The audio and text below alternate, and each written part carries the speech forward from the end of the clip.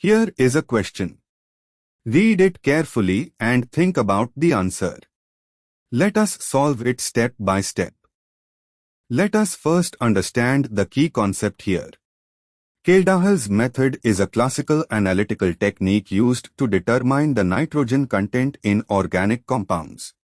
Step 1. In Kjeldahl's method, the organic compound is first digested with concentrated H2SO4, which converts the nitrogen present in the compound into ammonium sulfate, NH4, to SO4. Step 2. The ammonium sulfate is then treated with excess NaOH solution and heated, which releases ammonia gas, NH3. Step 3. The ammonia gas evolved is absorbed in a known volume of standard acid, usually H2SO4 or HCl.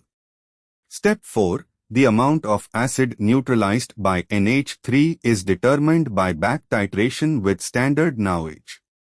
Step 5. From the volume of acid neutralized, the amount of NH3 and hence the amount of nitrogen in the original compound is calculated. Thus, nitrogen is estimated in the form of NH3. Why other options fail? A. N2 nitrogen is not liberated as elemental nitrogen gas in this method.